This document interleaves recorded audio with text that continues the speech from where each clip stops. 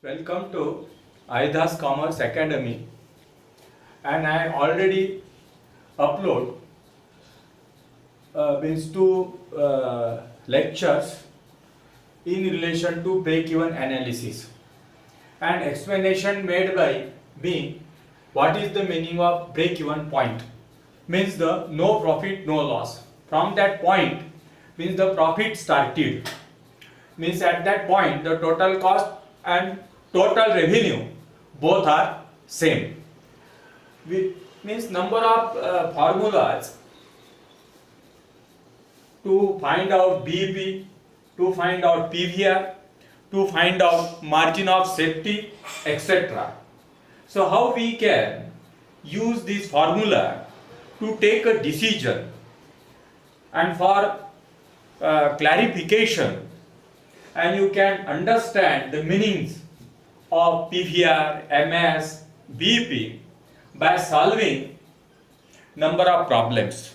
So I have already taken two problems, number 1 and 2, and we can discuss this matter with this lecture. So what is the importance of PVR and the importance of BEP? And I already thoroughly explained in my first lecture in relation to break-even analysis. So I want to read the first example.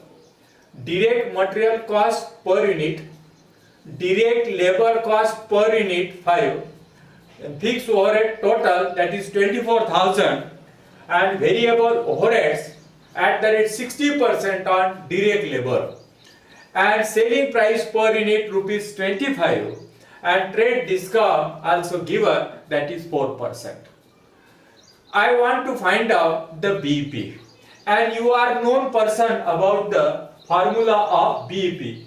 BEP in rupees is equals to F upon 1 minus V upon S. Second also available F into S upon S minus V total. Then third also available BEP is equals to F into S upon contribution per unit. Another formula also available, F upon PVR. If you want to find out the BEP in units, so you can use this formula F upon S minus V, but the information we want here in per unit.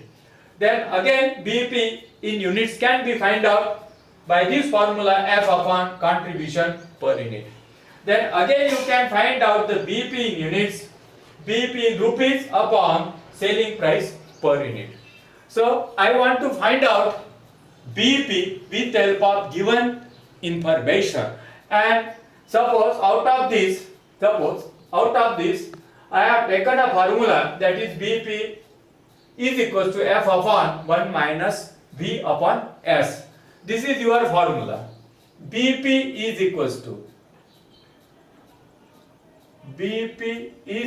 to F upon 1 minus V upon S. So here is the need. F it is given that is 24,000. F means your fixed cost which is remain constant. It is not vary with your production. Means if production increases or decreases, so your fixed cost can be increased or decreased. Then I want variable cost, V is equals to, and in second lecture I explained what is the meaning of V. V means variable cost tends to vary with production. Means if production increases, then expense also increases. If production decreases, expense also decreases. That's why I want to take a variable expenses from this. The first is direct material. Direct material it is variable because the need of material depend upon the production. Means how many numbers of quantity that manufacturer wants to take a production. So by this it is clear here, material, raw material, it is a direct expense, means variable expense. So take this amount, that is 8. Material 8. Then direct labor or this labor is very useful, means material can be converted with the help of labor. Without labor, it is not easy task to convert the raw material into finished good. So labor, that is 5. Another also given in this example, variable overhead at the rate 60% on direct labor. Variable overheads at the rate 60% on direct labor. Now direct labor here is 5 and find out 60% of 5, that is 3 rupees. ठीक है, ये बात समझ में आया होगा शायद तुम्हारे. Variable overheads eight the rate 60% और डायरेक्ट लेबर. यहाँ पे डायरेक्ट लेबर दिया है 5 रुपए. ठीक है, मैंने पहले ले ही लिया क्योंकि some of variable expenses means your variable cost. ठीक है, अब सेलिंग प्राइस है और ट्रेड डिस्काउंट, तो it is not a part of your variable cost. So I want to take some of this. ठीक है, यानी 16 रुपीज. आई बात समझ है? ठीक है, अब चाहिए मुझे S, that is your selling price. तो मैं एस ले लेता हूं यहां पे. ठीक है, selling price that is 25, that is 25 and here is the trade discount 4%. So we have to subtract that trade discount from this 25, that is 4%. ठीक है, तो अभी 4% आपको निकालना पड़ेगा. ठीक है ना, तो आएगा 1 रुपया. ठीक है, इसी वजह से नेट सेलिंग प्राइस आ गया तुम्हारा 24. ये बात समझ है, क्योंकि 25 चौक 100 होता है, यानी 1 रुपया हो गया. आई बात समझ है? So I find out the needable information, or suppose I can say I have taken the needable information from this formula to find out the BP. Now I can put these values in above formula. Here F is 24,000, very easy. 24,000. Then 1 minus V. V I find out by taking a sum of, that is 16 rupees. Then S I find out, that is 24. ठीक है, और ये आपको ये solve करना है. अभी solve करते समय ये तो अपन ऐसा भी सॉल्व कर सकते हैं. अब कैसे, सारे तरफ डिजिटल इंडिया हो गया है, इस वजह से डिजिटाइजेशन का तो आपको हेल्प लेना ही पड़ेगा, और कंप्यूटराइज वर्क हो गया है, इस वजह से अपन उसका इस्तेमाल कर रहे हैं. ठीक है, तो इतना पूरा सॉल्व कर लिया है, तो यहाँ पे आएगा 0.3333. ठीक है, तो सभी डिजिट ले लीजिए 10-12, तो परफेक्ट आंसर मिल जाएगा. सो 24,000 अपॉन 0.3333. ठीक है, तो आंसर आया 72,000. 72,000. आई बात समझ है? ठीक है, क्या है आपका आंसर? मतलब बीपी हो गया 72,000. ठीक है, अब एक क्वेश्चन आपके मतलब सामने आया होगा. वो क्वेश्चन ऐसा है कि मैंने क्या किया, I deduct the trade discount from this.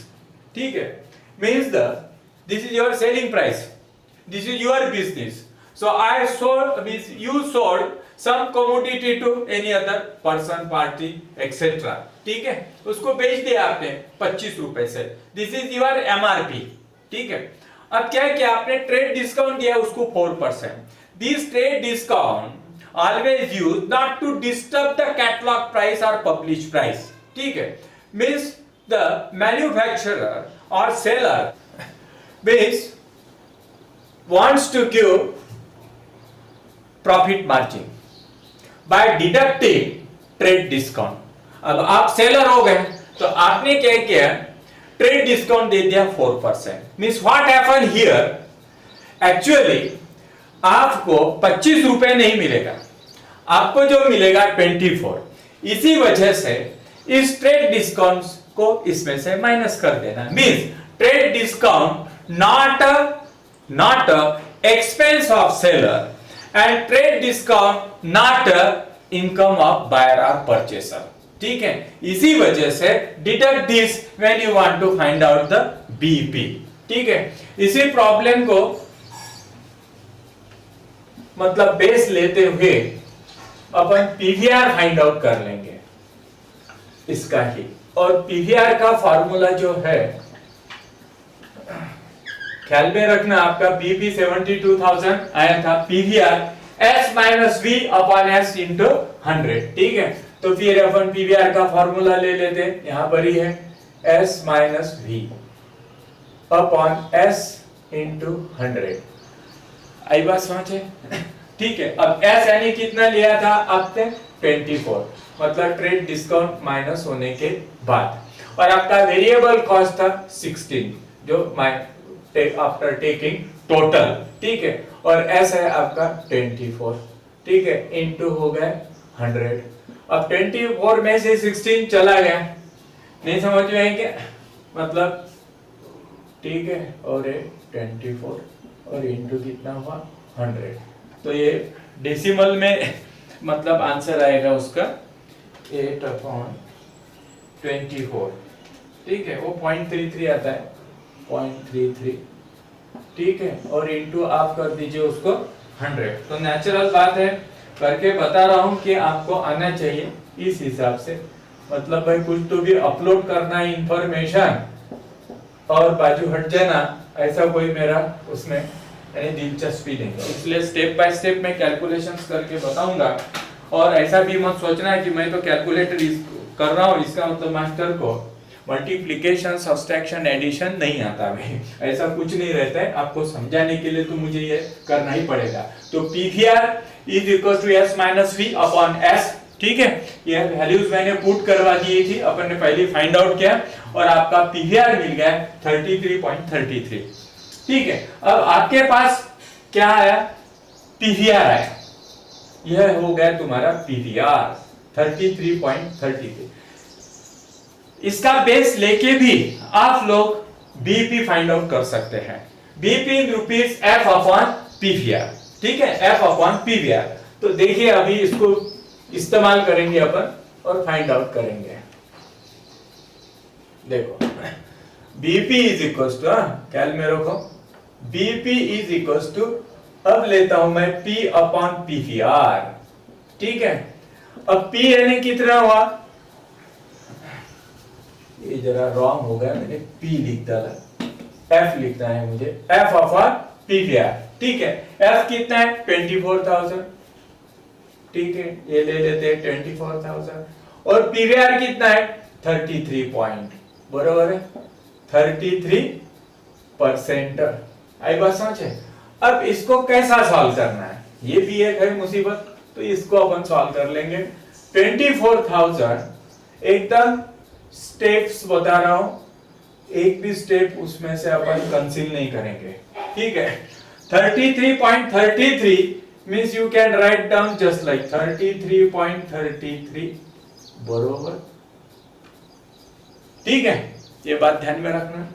उसके बाद और एक स्टेप बनाएंगे, 24,000 अपॉन 33.33.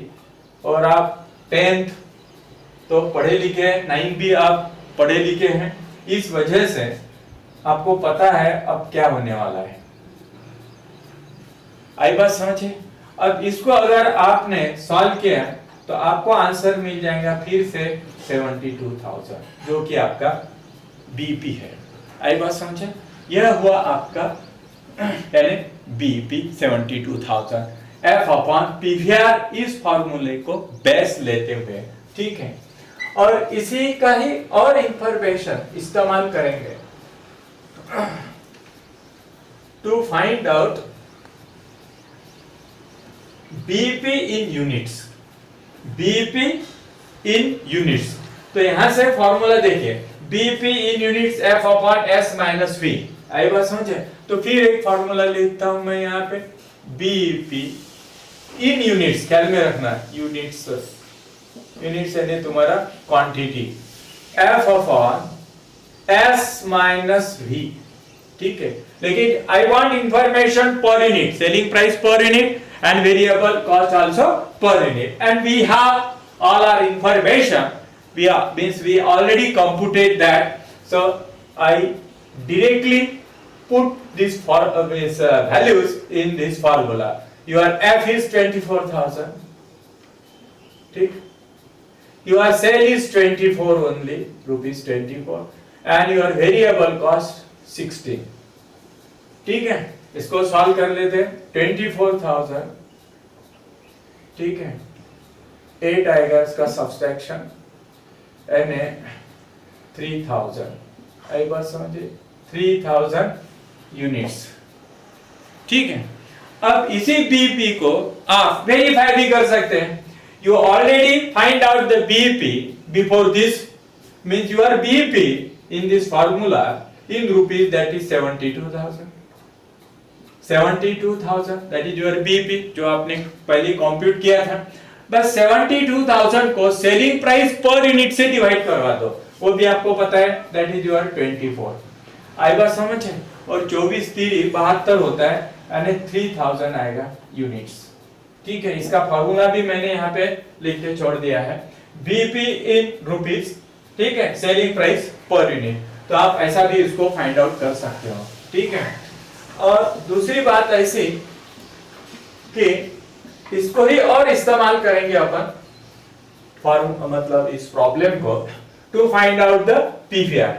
अभी यहाँ पे पीवीआर लिखा था मैंने s minus V upon s multiplied by 100, here PVR is equal to c upon s into 100। तो इसमें कोई इतना डिफरेंस नहीं है। कैसा नहीं है डिफरेंस, ये बता देता मैं आपको। यहाँ पे लिखा है मैंने जस्ट अभी, मतलब मैं ये बोल रहा हूं आपको कि इसी मतलब इंफॉर्मेशन को बेस लेते हुए और भी कैलकुलेशंस अपन कर सकते हैं। जैसा पीवीआर तो मैंने फाइंड आउट किया, s minus V upon s, तो ये एक फॉर्मूला है, PVR is equal to c upon s into 100। तो PVR is equal to s minus v upon s into 100, ठीक है। अब लिख रहा हूं c अपॉन s इनटू 100। अभी ये क्या हुआ, c means s minus v, c यानी कंट्रीब्यूशन हुआ, c यानी कंट्रीब्यूशन, s माइनस v। अब क्या है, ऐसे लिखने का और ऐसा लिखना एक ही बात हो गया, सवाल ही नहीं आ रहा है। लेकिन ऐसा हुआ, what type of information is available in example, so you have to use this formulas to find out the means as per question, so you can easily find out contribution upon s, ठीक है।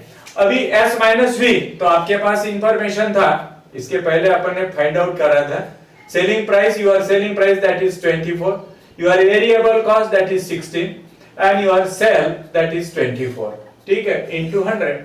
ऐसे अपन ने calculate किया था। Our answer is 33.33%. You can calculate with the help of your calculator, ठीक है। अभी देखो मैं क्या बोल रहा है, कंट्रीब्यूशन यानी कितना हुआ, 24 minus 16, 24 minus 16 that is your 8.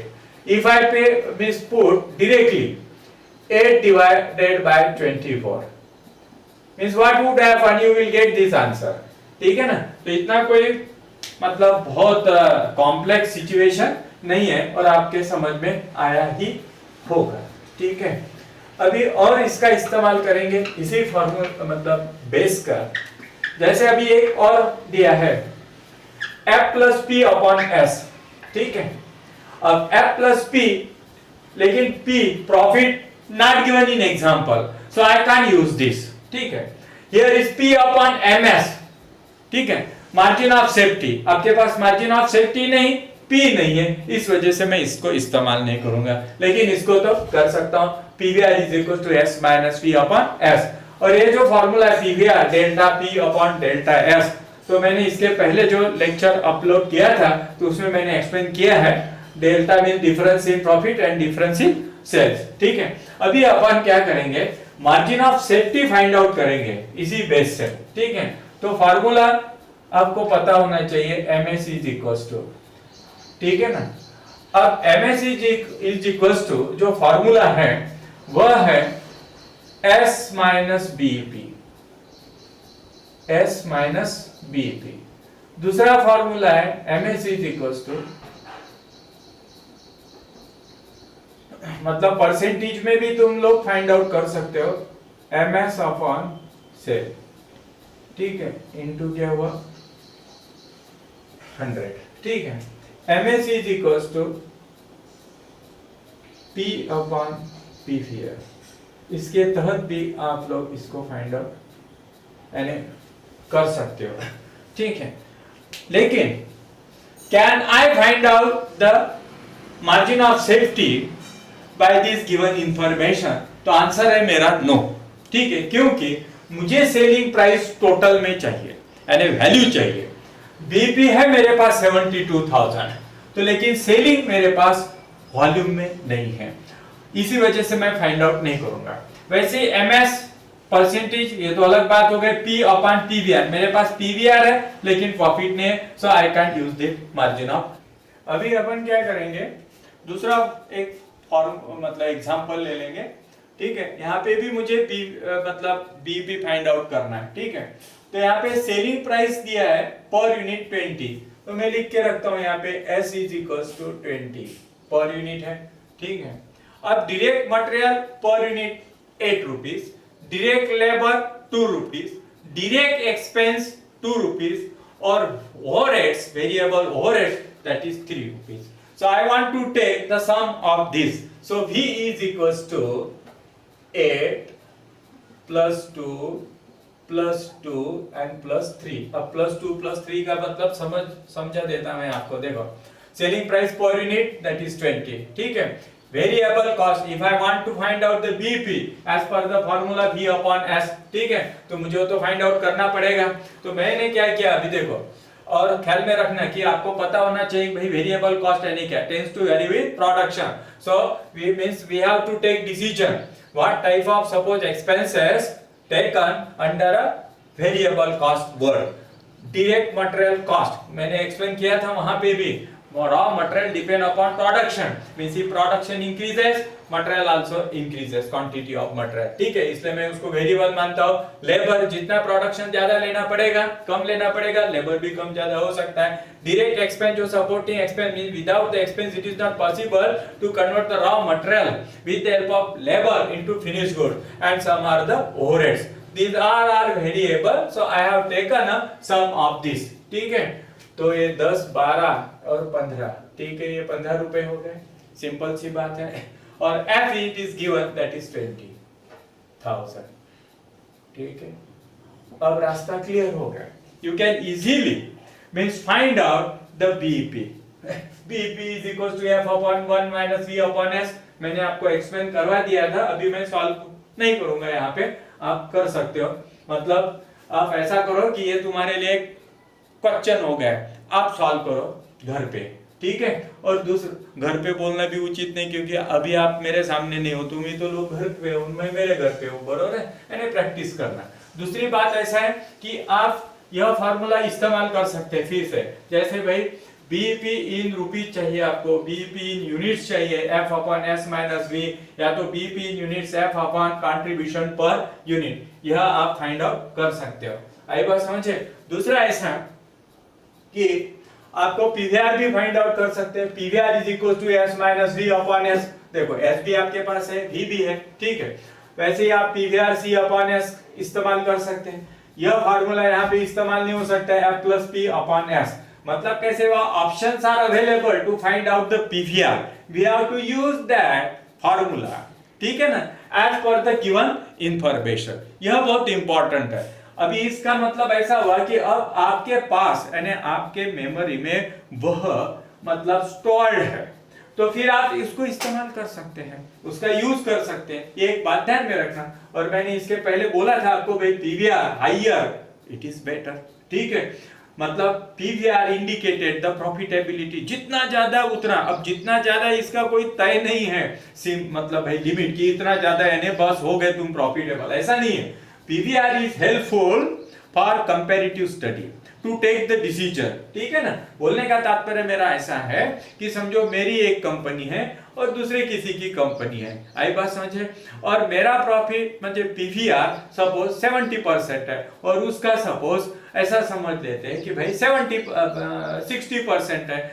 अब मेरा 70% है तो इसका मतलब मेरा बिजनेस का प्रॉफिटेबिलिटी उससे अच्छी है, ठीक है। मतलब ऐसा हुआ कि डिमांड थोड़ा कम हुआ, ज्यादा हुआ तो मैं डाइजेस्ट कर सकता हूं, और दूसरा जो कंपनी है वो डाइजेस्ट नहीं कर सकता है, क्योंकि यहाँ पे कैसा होता है, जो कंट्रीब्यूशन है, contribution play a big role, ये बहुत इंपॉर्टेंट है। इसका मैं आपको कैसे डिसीजन लेने के लिए इस्तेमाल हो सकता है ये बताता हूँ, ठीक है। उसके लिए क्या करना पड़ेगा, ये देखो, ये लिया मैंने सेल, ठीक है, 1,00,000 रुपए, ₹1,00,000। ये बहुत ध्यान से देखो तुम कि भाई कैसे मैं मतलब डिसीजन ले सकता हूं कंट्रीब्यूशन के बेस पे, कि मेक और बाय डिसीजन ले सकता हूं मैं, ठीक है। यानी मैं खुद बनाऊं उसको या मार्केट से परचेस करूं, ये भी मैं उसको मतलब डिसीजन ले सकता हूं। दूसरा ऐसा है, इसमें से फिर माइनस कर देता हूं वेरिएबल कॉस्ट, ठीक है, ये माइनस कर देता हूं वेरिएबल कॉस्ट। तो ऐसा है, समझ लो कि भाई 70,000 सब्सट्रैक्ट इट, तो यू आर कॉन्ट्रीब्यूट, ठीक है।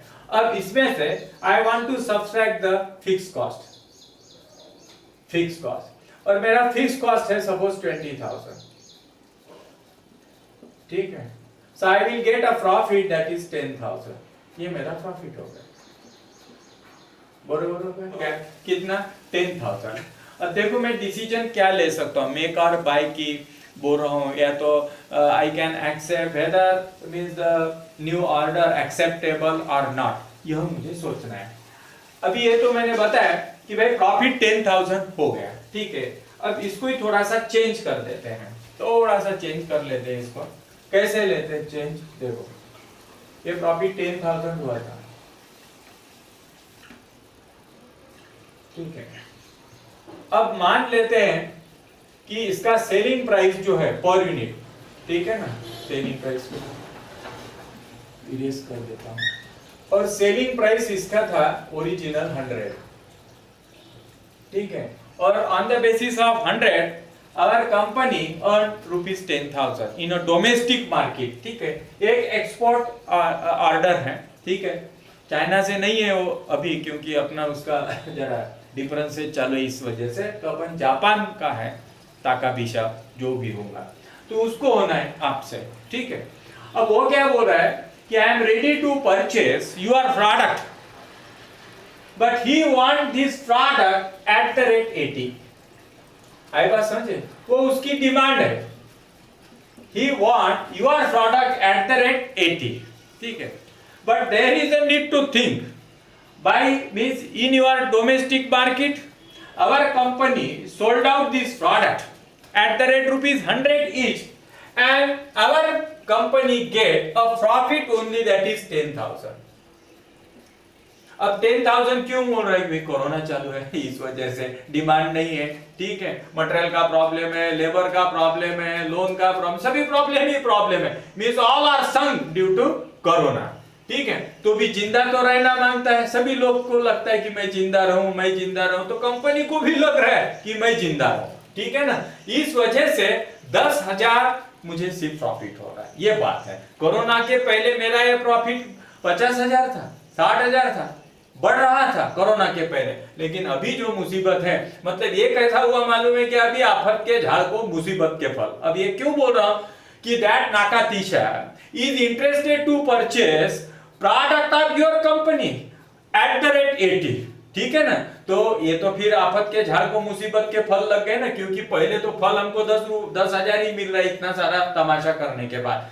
अब ये ताकाशी का बोल रहा है कि 80 रुपए से दो, तो यही मेरा मार्जिन 20 रुपए पर यूनिट से कम हो गया, तो मैं एक्सेप्ट करूं या ना करूं, ये बहुत इंपॉर्टेंट है। देखो अब मैं क्या समझाने की कोशिश करता हूं आपको, ठीक है। देखो 100 रुपए से, ये 100 रुपए हुआ पर यूनिट लेता हूं, ये 70 रुपीज हुआ पर यूनिट हो गया, बरोबर है। इसमें से आपका यानी जो कंट्रीब्यूशन है, ये आपका कंट्रीब्यूशन था, ठीक है ना, वह हो गया 30 रुपए, बरोबर है, ये आपका फिक्स है, that is remain constant whether you get export order और नॉट।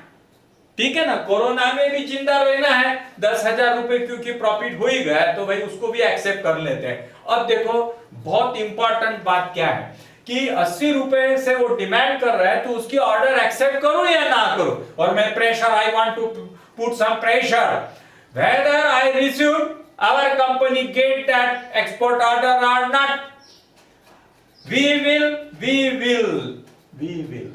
ठीक है ना। Think about this fix cost, domestic market में है, हम जिंदा है तो फिक्स कॉस्ट तो आएगा, फैक्ट्री का रेंट देना पड़ेगा, ऑफिस का रेंट देना पड़ेगा, जो भी मैनेजर है उसका भी पेमेंट करना ही होगा, एक्सपोर्ट ऑर्डर मिले या ना मिले, ये तो एक्स्ट्रा है ना। ठीक है, अब क्या हुआ, नाकातिशा के बेस पे मैं कैलकुलेशन करने की कोशिश कर रहा हूं कि my selling price for that particular नाकातिशा 80 रुपीस, बरोबर है, और my cost, variable cost per unit, variable cost per unit that is very important, that is 70।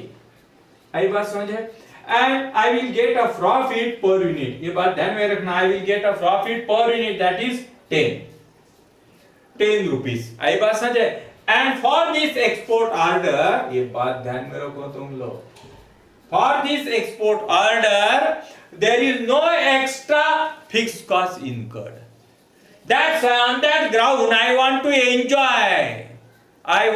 enjoy that 10 rupees। ये बात समझ है।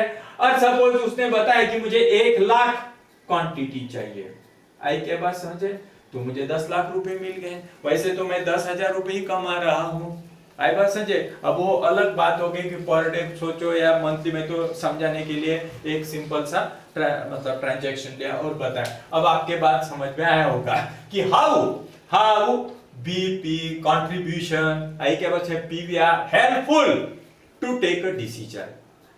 ठीक है ना, मतलब ये मैनेजमेंट अकाउंटेंट के लिए बहुत इंपॉर्टेंट है बीपी फाइंड आउट करना है या पीवीआर फाइंड। अब आपके ध्यान में आया होगा कि एक्सपोर्ट ऑर्डर अगर मैं एक्सेप्ट भी करता हूं कि वो डिस्काउंट की डिमांड कर रहा है, तो उसको डिस्काउंट भी दिया ना, तो भी मुझे 10 रुपए पर यूनिट से मिल रहा है। आई बात समझे, मतलब अब आपको डिसीजन कैसे लेना है ये समझ। ये बात अलग हो गया कि भाई सब information given and this formula also defined by some sharp टकलास etcetera and we have to compute with the help of given formula, anyone can do by taking a help of your calculator. ठीक है, लेकिन जो मैंने ये अभी जो बताया यहाँ पे, ये बहुत इंपॉर्टेंट, ये सिंपल है कैलकुलेशन, मेरे ख्याल से वो जिसको बताया गया ना वो 5वीं 6ठी का लड़का भी कर ले उसको कैलकुलेशन। ठीक है, ये बात ध्यान में रखना अपने मेक और बाय एक्सपोर्ट ऑर्डर की, ये बहुत ही इंपॉर्टेंट है। अब दूसरी बात ऐसा है, यह जो कंट्रीब्यूशन है, ठीक है ना, इसका जो स्टमक है ना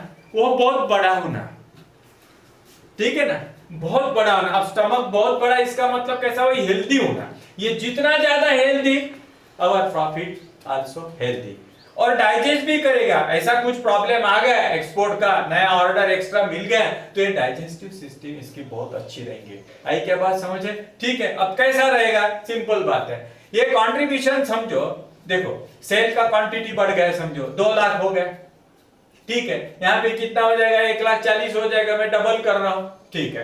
अब एक यहाँ पे कितना होगा, 60,000 हो जाएगा, नेचुरल बात है, लेकिन फिक्स कॉस्ट तो उतना ही रहा। आई बात समझे, और क्या हो जाएगा, means fuller utilisation been completed if your variable expenses increases. क्योंकि देखो सिंपल बात है, फैक्ट्री का रेंट है समझो 2 लाख रुपए पर मंथ, ठीक है। अब उसमें समझो आपने 2 किलो भी प्रोडक्शन लिया और 2 लाख किलो भी प्रोडक्शन लिया, तो 2 लाख रुपए तो देना ही पड़ेगा। इसी वजह से ध्यान में रखना कि fuller utilisation, efficient utilization of fixed cost depend upon the variable cost, ये बात ध्यान में रखना। और what happen here, fixed cost in total remain constant but fixed cost per unit it is changeable। ठीक है, अब कैसा, फिर आप मतलब कंफ्यूज होना है, कैसे होना है, तो देखो मैं क्या बोल रहा हूं अभी कि मैंने क्या बताया आपको, फिक्स कॉस्ट समझो मान लेते हैं 1 लाख रुपए, ये 1 लाख हुआ, ठीक है। अब आप प्रोडक्शन भी 1 लाख यूनिट ही ले रहे हैं, इसलिए 1 लाख डिवाइडेड बाय 1 लाख अगर कर दो तो पर यूनिट फिक्स कॉस्ट कितना है, 1 रुपीस। आई बात समझे। अब यह समझो 2 लाख हो गया है, ठीक है ना, प्रोडक्शन क्वांटिटी में 2 लाख, तो ये आंसर आपका 0.50 हो जाएगा। और बढ़ गया तो कम हो जाएगा, और बढ़ गया तो कम हो जाएगा। मतलब कुछ मतलब स्टेज मतलब कंप्लीट होने के बाद हो सकता है कि वो 0.01 पैसा भी आ जाए, तो आपका क्लियर 1 प्रॉफिट रहेगा, पूरा प्रॉफिट रहेगा। आई बात समझे। इसी वजह से कंट्रीब्यूशन जितना ज्यादा उतना अच्छा, और ऐसा एक्सपोर्ट ऑर्डर भी आप एक्सेप्ट कर सकते हैं, ठीक है। और फिर बाद में और दूसरा एक प्रॉब्लम जो आपने मतलब मैंने सॉल्व करके दिया था, यह भी, और इसको थ्योरी बेस्ड थिंक करना, डिसीजन बेस्ड थिंक करो। ऐसा नहीं है कि भाई क्या है वो एग्जांपल दिया है और ये फॉर्मूला है, रीड आउट मर्कअप कर लो, ठीक है, और बस क्या है फिर वैल्यूज रखना है उसमें, तो एनीवन कैन डू, ठीक है। तो इंपॉर्टेंट नहीं है, क्योंकि